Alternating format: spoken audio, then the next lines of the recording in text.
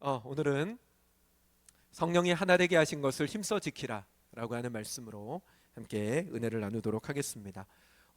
지난 시간까지 우리 두 번에 걸쳐서 부르심 받은 일에 합당하게 행하라 라고 하는 그 부분을 가지고 함께 말씀을 나눴어요. 부르심을 받은 일에 합당하게 행하라 라고 하는 바울의 이 권면 속에는 신앙에 있어서 아주 중요한 핵심들이 함축적으로 들어가 있습니다. 대표적인 것으로 여러분, 우리가 부름을 받은 건 우리에게 뭔가 자격이 있어서 부름받은 것이 아니죠. 우리는 어떤 자격도 어떠한 공로도 없지만 그저 하나님의 일방적인 사랑으로, 우리를 향한 예수님의 일방적인 사랑으로 우리는 구원을, 부르심을 받았습니다. 그리고 우리가 그렇게 오직 주님의 사랑으로, 은혜로 구원받은, 부름받은 사람들이기 때문에 또한 우리는 그 우리를 부르신 주님의 뜻에 합당하게 살아가는 사람들이어야만 하는 것입니다. 주님께서 우리를 부르신 것이 그냥 진열대에 놓여있는 상품들 가운데 마음에 드는 상품 하나를 뽑아내신 것이 아니라 우리를 부르시기 위해서 예수 그리스도의 모든 것을, 심지어 하나님의 모든 것 그 전부를 우리를 위하여 부어주셨기 때문에 그 부름을 통해서, 그 전부를 통해서 구원받은 우리는, 부름받은 우리는 우리 역시도 우리의 전부를 주님께 드리며 살아가는 것이 마땅하다라는 말씀들이 들어가 있는 것이죠. 그리고 지난 시간에 우리는 행하라라고 하는 그 단어에 대한 부분도 함께 살펴봤습니다.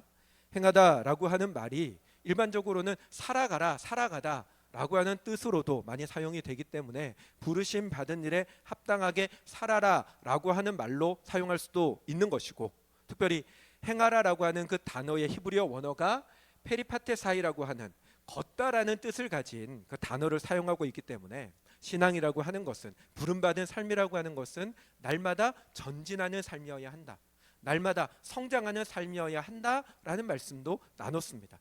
우리의 신앙은 멈춰있는 신앙이 아니라, 또는 과거에 우리가 경험했던 그 하나님 은혜만 현재에도 계속해서 파먹으며 사는 것이 아니라, 과거의 은혜를 받았다면 지금도 우리는 은혜를 받고 있어야 합니다. 과거에 내가 성령에 충만했다면 한때 나는 성령에 충만했다라고 얘기하는 인생이 아니라 나는 지금도 성령에 충만한 인생을 살아가야 하는 것이죠. 그렇게 살아가는 저와 여러분 되시기를 주님의 이름으로 축원합니다. 아멘. 이렇게 부름받은 일에 합당하게 행하라라고 하는 말씀을 제일 먼저 시작했던 바울은, 그리고 이어지는 이제 2절부터 시작을 해서 마지막 에베소서 6장의 그 마지막까지 무엇이 부름받은 일에 합당하게 행하는 것인가, 사는 것인가 라고 하는 것을 구체적으로 조목조목 이제 이야기를 하고 있습니다. 그게 이제 오늘부터 우리가 보게 되는 내용들인데, 오늘 우리가 살펴보려고 하는 것은 부름받은 일에 합당하게 행하는 그 첫 번째가 뭐냐, 바로 성령이 하나 되게 하신 것을 힘써 지키는 일이다 라고 하는 것입니다.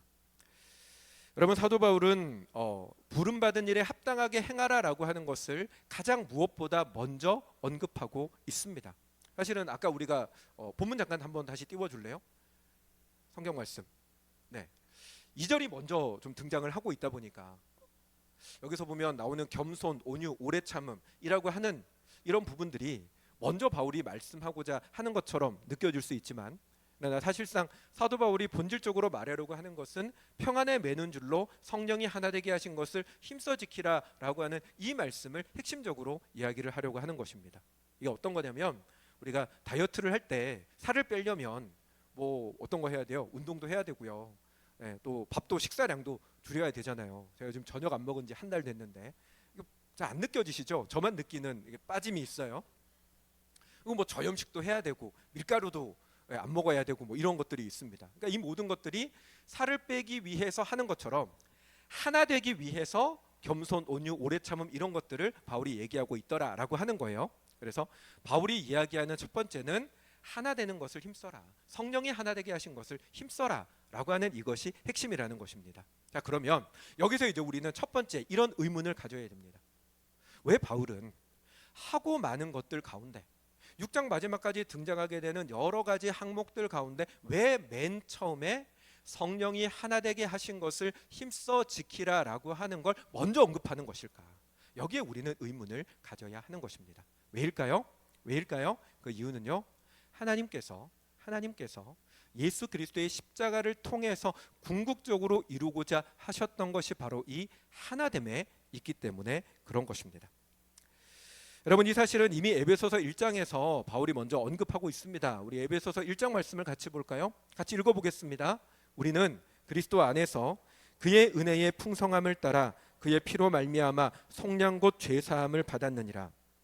이는 그가 모든 지혜와 총명을 우리에게 넘치게 하사 그 뜻의 비밀을 우리에게 알리신 것이요 그의 기뻐하심을 따라 그리스도 안에서 때가 찬 경륜을 위하여 예정하신 것이니 하늘에 있는 것이나 땅에 있는 것이 다 그리스도 안에서 통일되게 하려 하심이라. 아멘. 그리스도 안에서 은혜의 풍성함을 따라 우리는 죄사함을 받았습니다. 그리고 우리는 그리스도인으로 거듭나게 되었습니다. 그렇게 하신 이유가 뭐냐? 그게 10절이라는 거예요. 하늘에 있는 것이나 땅에 있는 것이나 그리스도 안에서 다 통일되게 하는 것. 우리를 하나 되게 하는 것을 위해서 그리스도의 십자가를 주셨다라고 이미 사도 바울은 에베소서 1장에서부터 밝히고 있다라고 하는 것이죠. 여러분, 하나님께서 이 세상을 처음 창조하셨을 때에 그 세상은요, 하나님 안에서 모든 것이 하나 되어 있는 세상이었습니다. 하나님과 사람이 하나 되어 있었습니다. 여러분, 사람에게는요, 하나님의 뜻이 곧 사람의 뜻이었습니다. 하나님의 행하시는 모든 방법이 곧 사람의 행하는 방법이었습니다. 하나님의 마음이 곧 사람의 마음이었다라고 하는 것입니다.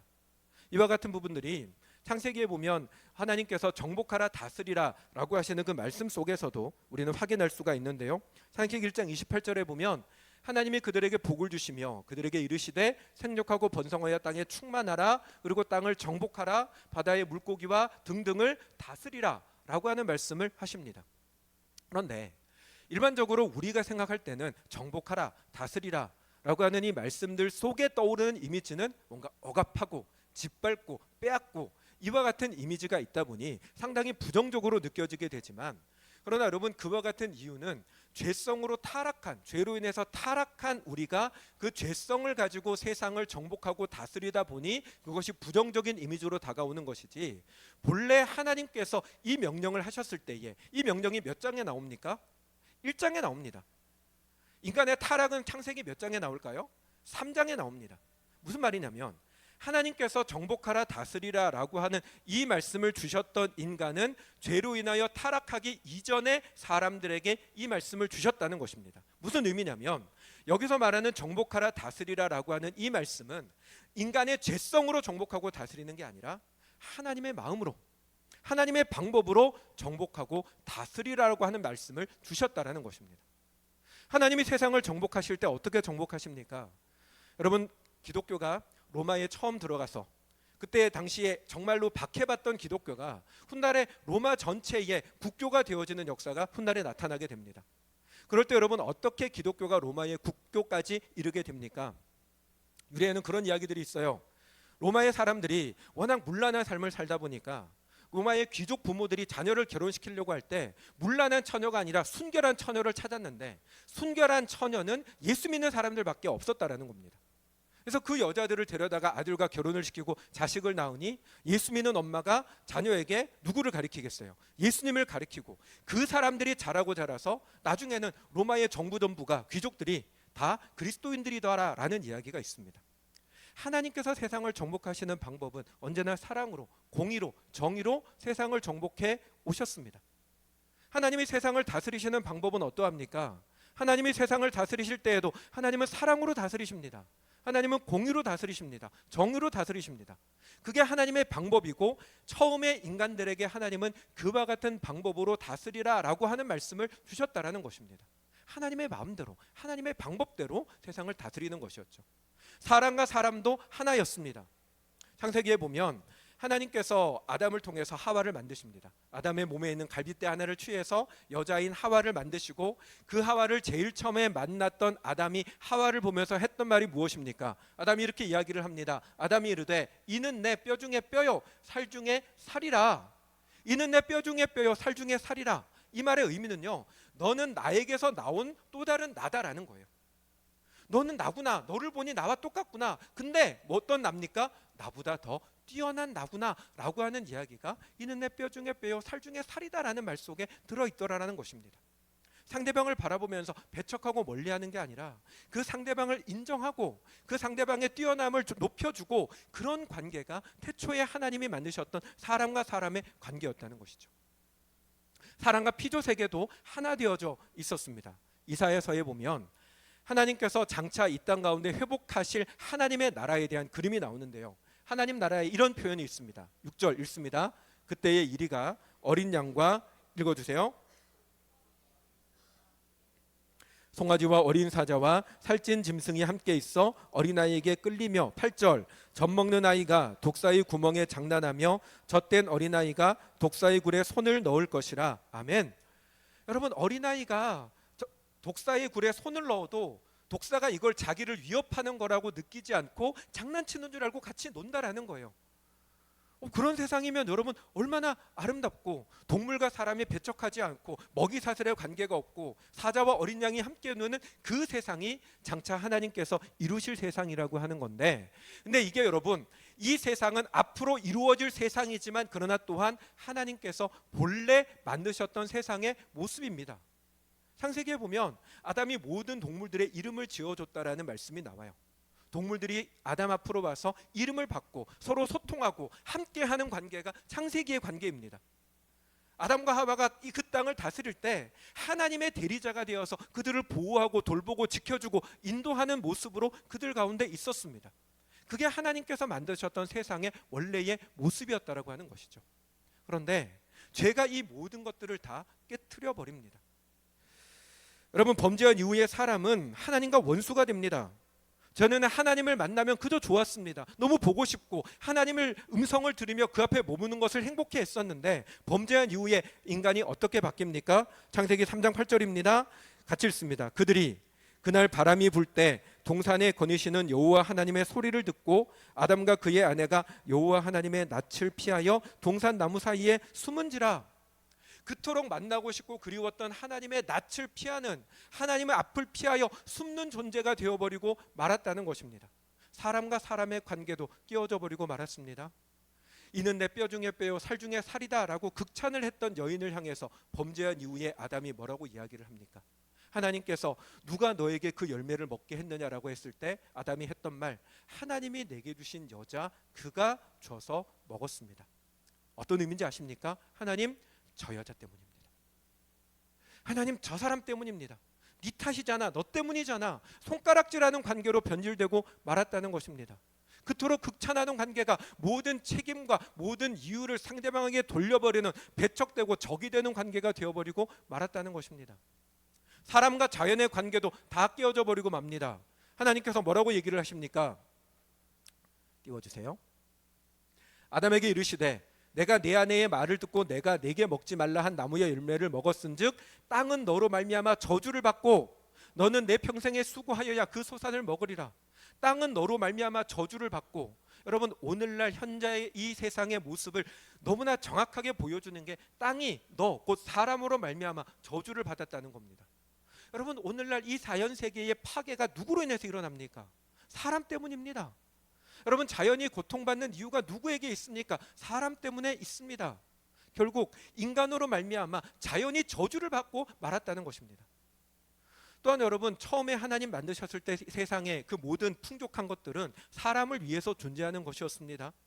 사람은 하나님께서 자연 세계에 두셨던 것들을 먹고 누리며 살 수 있었는데, 범죄하고 난 이후에 인간의 죄로 말미암아 인간과 자연은 서로 적대 관계가 됩니다. 자연은 인간의 삶을 위협하는 존재가 되고, 인간은 그 자연 속에서 살아남기 위해 오히려 자연을 개발이라는 명목으로 파괴하는 존재가 되어버리고 말았습니다. 무엇 때문에요? 죄 때문에 그와 같은 일들이 일어나게 되었다는 것입니다. 지금도 마찬가지입니다. 여러분, 죄는 하나님이 만드신 모든 것들을 다 갈라놓습니다. 지금이라고 다릅니까? 여러분, 그토록 친밀했던 관계가, 아무리 친밀한 관계도 사람이 죄, 곧 나만 생각하는 지독한 자기중심성을 내세우기 시작하면 다 깨져버리고 맙니다. 그토록 친밀해서 너무나 떨어지면 도저히 살 수 없을 것 같아서 그렇게 해서 결혼해서 같이 살게 된 부부가, 너무 사랑해서 같이 결혼했던 부부가 왜 서로 다투고 갈라서고 이혼하게 됩니까? 사람이 저마다 자기만을 내세우니까, 내 입장만 내세우니까, 내 감정만 내세우니까 싸우고 다투다가 분열하게 되지 않습니까? 부모 자식이라고 다릅니까? 혈연, 누구보다 가까운 혈연, 부모와 자녀의 관계도 부모가 자식의 마음을 헤아리기보다 자기 감정과 자기 생각을 앞세우면 서로 다투고 분열하게 됩니다. 자식이 부모의 입장과 부모의 처지를 생각하지 아니하고 자기 입장만 내세우면 다투고 갈라서게 됩니다. 형제 자매는요, 모든 게 다 마찬가지입니다. 죄란 하나님이 하나 되게 하셨던 모든 것들을 갈라놓는 것이다 라고 하는 것입니다. 그걸 아셨던 하나님께서 그 모든 죄의 문제를 해결하시기 위해서 예수 그리스도를 세상에 보내셨던 것이죠. 사람이 예수 그리스도의 십자가 앞에서, 십자가 안에서 자신의 이 지독한 자기중심성이 죽어질 때, 십자가 앞에서 내가 죽어지고 내 속에 하나님이신 예수님께서 살아나실 때 비로소 우리는 그 하나님 안에서 하나됨을 온전히 이룰 수가 있게 된다라는 것입니다. 사랑하는 여러분, 하나님의 뜻은 하나 되는 것입니다. 태초부터 하나님께서는 세상을 하나로 만드셨고 인간의 죄로 말미암아 모든 것이 다 깨어졌던 그 하나됨을 하나님께서는 예수님을 통해서 다시금 하나 되게 회복하셨습니다.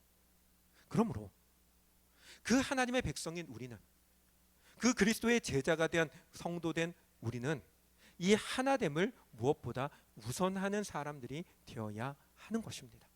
다시 한번 여러분, 성도인 우리는 모든 것보다 우선하여 하나됨을 우선하는, 하나됨을 위하여 살아가는 사람들이어야만 합니다. 사랑하는 여러분, 조금 전에 저는요, 하나 되는 것이 중요하다라고 말씀드리지 않았습니다. 중요하지 않다는 것이 아니라 하나 되는 것이 무엇보다 우선되어야 한다라고 말씀을 드렸습니다. 왜냐하면 사도 바울 역시도 모든 것보다 가장 우선되어야 하는 것이 바로 이 하나됨에 있다라고 믿었기 때문에 그는 이 하나 되는 것을 무엇보다 우선되어 언급하고 있는 것입니다. 사랑하는 여러분, 성도로 살아가면서 행하는 우리의 모든 것은 이 하나됨이 모든 것에 우선되어져야만 합니다. 사실 저는 화장을 잘 몰라요. 화장을 해본 적이 없으니까. 근데 그런 얘기가 있더라고요. 화장을 할 때 기초 화장이라고 하는 게 있대요. 뭔지는 모르지만 뭔가 기초 화장을 잘 해야 그 다음에 또 뭐 이렇게 그리고 찍어 바르고 이런 거 할 때 예쁘게 이렇게 된다고 하더라고요. 요즘은 뭐 이거 뭐지? 그 술톤인가요? 뭐 하여튼 여기 이렇게 뿔그스름하게 이렇게 해가지고 약간 술 취한 것 같은 느낌으로 만드는 화장이 또 유행한대요. 네, 해본 적 있으세요? 화장은 잘 모르는데 건축 같은 거 예를 들어 볼게요. 높은 건물을 지으려면 반대로 땅의 기초 공사를 깊이 잘 해둬야 합니다. 뿐만 아니라 건물에 들어가는 어떤 기둥이나 기초가 되는 이런 것들도 철근을 넣어가지고 이런 식으로 또 하잖아요. 근데 예전에 제가 어떤 영상을 하나 봤는데 중국에서 철근을 넣어야 되는데 철근을 안 넣고 거기다가 대나무를 넣어가지고 건물을 지어가지고 나중에 그 건물이 와르르 무너졌던 영상을 본 적도 있습니다. 운동도 마찬가지죠. 운동의 실력을 높이고 거기다가 뭔가 기술을 이렇게 쌓으려면 기본적인 이 운동의 기본적인 것들, 기초 훈련이 잘 되어 있어야 그 위에 또 높은 다른 기술들을 쌓아갈 수가 있게 되는 거죠. 그런 것처럼 여러분, 성도의 삶은 하나 되는 것이 모든 것의 기초가 되어야 합니다. 하나 되는 것이 모든 것의 우선이 되어져야만 한다는 것입니다. 가정의 가장 기본 단위는 부부입니다. 부부가 하나가 되어야지만 자녀와 부모도 하나가 되고 형제 자매 간에도 하나가 되어줄 수 있습니다. 연예인 중에 정은표라고 하는 그 조연 배우가 있어요. 아시는 분인가요? 옛날에 어떤 영상 하나를 봤는데 자녀가 셋이에요. 저희 집처럼 아들, 딸, 아들 이렇게 있습니다. 근데 이분이 되게 이제 아이들과 친하게 지내고 친밀하게 지내고 잘 놀아주는 그런 아빠이고 엄마여서 아이들과 되게 유대감이 깊게 이렇게 생활을 하는데 막내가 이제 어느 정도 커가지고 사춘기가 온 거예요. 그러니까 사춘기가 오니까 막 아빠한테도 막 틱틱거리고 엄마한테도 틱틱거리고 뭔가 좀 이렇게 무리한 행동들을 많이 하는 일들이 생긴답니다. 그래서 물어봤어요. 옆에 있는 친구가 그럴 땐 어떻게 해? 너는 어떻게 해? 하니까 신경 안 써. 무시해. 그리고 나는 내 아내랑 더 재밌게 놀아. 더 맛있는 거 먹으러 가고 재밌는 데는 놀러 가고 막내만 빼놓고 그렇게 놀러 다닌다는 거예요. 부부가 엄마와 아빠가 서로 친밀하게 지내니까 시간이 좀 지나니까 틱틱거리던 막내가 틱틱거리는 게 없어지더랍니다. 무례하게 행동하는 태도가 없어지더랍니다. 왜 그럴까요? 이대로 가면 내가 손해겠구나 싶어서요? 그런 것도 있겠지만 부부가 하나 되어 친밀하게 지내니 그 친밀함의 영향이 자녀들에게도 미치더라라고 하는 것입니다. 교회는 더더욱 그렇습니다. 예전에 제가 어떤 성가대 얘기를, 찬양대 얘기를 말씀드린 적이 있어요. 찬양대에서 뭔가 이렇게 행사 끝내고 식사하러 밥 먹으러 갔는데 식사 메뉴 정하다가 싸웠다는 교회가 있다고 말씀드렸죠. 설렁탕을 먹을 거냐 갈비탕을 먹을 거냐, 그걸 가지고 서로 다투다가 심각하게 싸워가지고 교회가 나중에 쪼개질 위험까지 왔었던 교회 이야기를 해드린 적이 있습니다. 아무리 뜨거운 찬양을 불러도 그 찬양대의 찬양이 하모니가 잘 어우러지고 모르는 사람이 들을 때에는 누구보다 은혜로운 찬양이 불려진다 할지라도 그들이 서로 다툼과 불화 가운데 있다는 것을 아는 사람이라면 그들의 그 찬양을 바라보면서 너무 은혜롭다라고 이야기를 하겠습니까? 니들이나 서로 싸우지 말라라고 말하지 않겠습니까? 교회가 서로 가운데 다투고 분열하는 가운데 있다면 그들이 드리는 예배가 하나님께 영광이 되겠습니까? 사실은 여러분, 우리가 하나님을 예배하는 궁극적인 목적은 세상 사람들에게 우리 교회 참 예배가 은혜로워요, 우리 교회가 참 좋은 봉사활동을 많이 해요, 그걸 보여주기 위한 게 아니잖아요. 교회가 하나님을 예배하는 목적은 그 예배를 통해서 하나님을 영화롭게 하기 위함인데, 성도 간에 서로 다투고 분열하고 하나 되지 못하는 모습을 보이고 있다면 그곳에서 얼마나 화려하고 대단한 예배가 드려진다 할지라도 하나님은 그 예배를 받지 않으신다라는 것입니다. 사랑하는 여러분, 모든 것에 있어서 우리는 하나 되는 것이 기본이 되어야 합니다. 여러분이 성도로서 여러분의 가정을 세워나가고자 한다면 여러분의 가정 안에 하나됨이 우선이 되어야 합니다. 우리가 우리의 교회를 온전하게 세워가고자 한다면 모든 것에 있어서 성도 간의 하나됨이 우선되어야 합니다. 그리고 이 모든 기본 중에 기본인 하나됨 가운데에도 더 기본이 있는데, 그게 바로 하나님과 하나가 되어야 한다는 것입니다. 여러분, 남편이 하나님과 하나가 되어서 하나님의 뜻을 내 뜻으로 품으면 그 가정에는 하나님의 하나됨의 역사가 나타납니다. 마찬가지로 아내도 마찬가지겠죠. 믿는 성도가 남편이든 아내든 하나님의 뜻 안에서 자신의 뜻을 굴복하고 그 뜻을 내 뜻으로 품어 그 가정 안에서 살아가면 하나님의 평안이, 하나님의 하나됨의 역사가 가정 가운데 이루어진다는 것입니다. 전에도 말씀드렸지만 다툼과 불화의 원인은요, 내가 절대로 옳다라고 하는 생각 때문에 일어나는 겁니다. 나는 절대로 옳고 절대로 저 사람이 잘못했다고 생각하니까 싸움이 일어납니다. 물론 여러분, 정말로 내가 절대로 옳을 수 있습니다. 상대방이 정말로 잘못했는데 그걸 인정하지 않아서 다툼이 생겨날 수도 있습니다. 하지만 그럼에도 불구하고 내 옳음을 주장하기 전에, 나의 감정을 주장하기 전에 하나님의 뜻이 무엇인지를 분별해서 그 뜻과 그 마음과 생각을 내 마음에 품고 그 하나님의 뜻에 나의 옳음을 포기하고 하나님의 뜻에 내가 순종하여 아내를 대하고 남편을 대하고 자녀를 대하고 가정을 대하면 그 가정은 내가 주장하는 가정이 아니라, 나의 옳음이 주장하는 가정이 아니라 하나님께서 주장하는 가정이 된다는 것입니다. 자녀들을 키울 때에도 우리가 비일비재하게 느끼게 되잖아요. 여러분, 아이가 조금 더 크게 되면요, 그 아이의 모습을 바라보면서 왜 쟤는 하는 것마다 저렇게 잘못된 것만을 할까라고 하는 생각이 들 때가 한두 번이 아닙니다. 막 태어나서 아기 때, 요때 조금 지나고 나면요, 기기 시작하고 걷기 시작하고 달리기 시작하면 그때부터는 얘가 하는 모든 것들이 나에게 골칫거리가 되는 거예요. 사춘기에 접어들면요, 그나마 봐줄만 하던 남자애가 얼굴에 여드름 나기 시작하고 덩치도 커가지고 이만큼 시커매지면 그것만큼 보기 싫은 얼굴이 없는 거예요.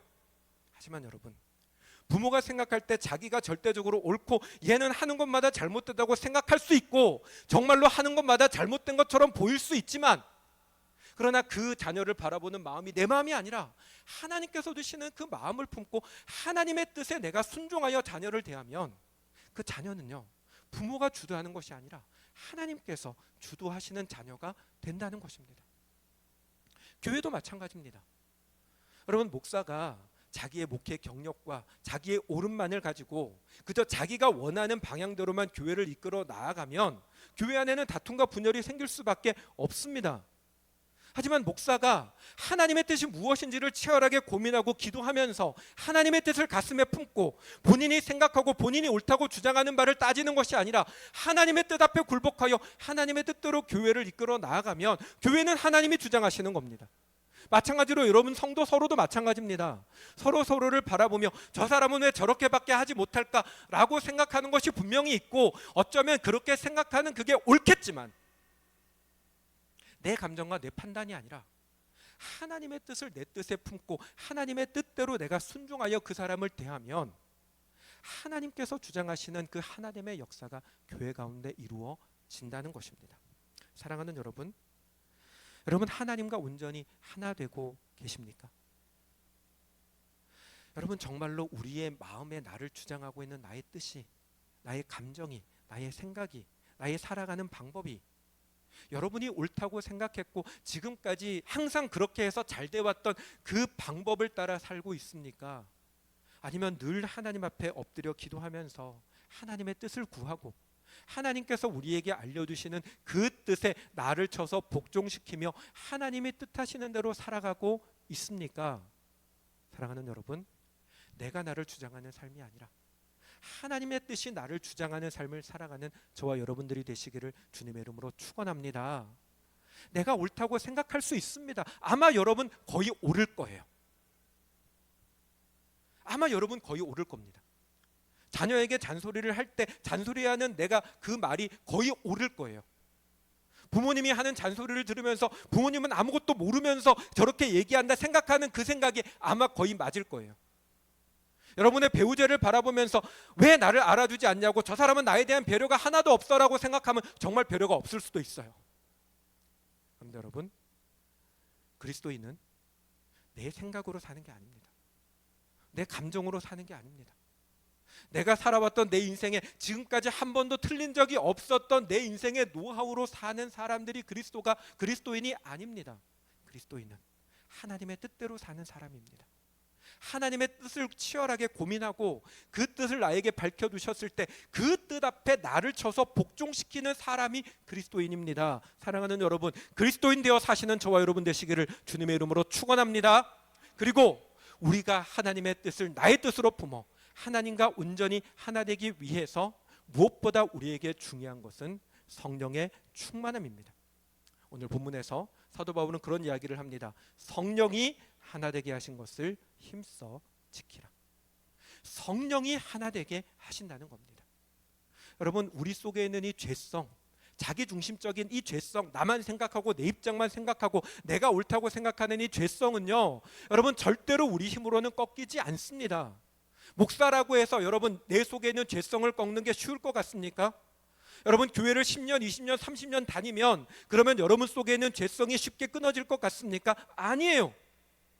그리스도인일지라도 자기 속에 나를 고집하고 주장하는 마음은 절대로 그냥 꺾이지 않습니다. 그러나 성령이 우리를 주장하면, 성령께서 우리 가운데 역사하시면 도저히 꺾이지 않는 나의 이 죄성이 성령의 은혜로 십자가 앞에서 꺾여질 줄로 믿습니다.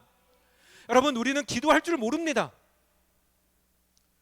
내가 나를 주장하고 있다는 것조차도 느끼지 못합니다. 열을 내어서 나를 주장하고 있는데 그럼에도 불구하고 나는 하나님 뜻대로 하고 있다라고 착각할 수도 있습니다. 그런데 성령이 역사하시면 내가 지금 주장하고 있는 것이 하나님의 뜻이 아니라 내 고집이라고 하는 걸 깨닫게 해주십니다. 성령이 역사하시면 그 고집된 마음을 버려야겠다는 마음이 일어나고, 성령이 역사하시면 그 마음을 가지고 기도의 자리로 나아가서 엎드려 하나님 앞에 기도하게 만들어 주십니다. 기도함에도 불구하고 여전히 깨어지지 않는 마음 때문에 낙심하고 좌절하게 되지만 성령이 역사하면 그 좌절에도 불구하고 포기하지 아니하고 끝까지 기도하게 하십니다. 성령이 역사하면 내 힘으로 절대로 되어지지 않는 내가 죽는 역사가 성령의 역사 속에서 십자가 앞에 온전히 내가 죽어지고 내 속에 살아계신다 말씀하신 주님의 그 역사가, 살아계심이 불가같이 일어나게 된다는 것입니다. 그러므로 사랑하는 여러분, 성령의 충만을 구하시는 저와 여러분 되시기를 주님의 이름으로 축원합니다. 여러분의 노력이 아니라 이렇게 말씀드렸다고 해서 내가 오늘부터 한번 정말 하나님 뜻대로 살아봐야지, 여러분의 의지로 결단한다고 해서 되는 것이 아니라 엎드려야 합니다. 성령의 은혜를 구해야 합니다. 날마다 성령의 은혜를 구해야 합니다. 수시로 구해야 합니다. 성령의 은혜를 통하여 우주그리는 하나님과 온전히 하나 될 줄로 믿습니다. 이 은혜를 구하며 나아가는 저와 여러분 되시기를 주님의 이름으로 축원합니다. 아멘.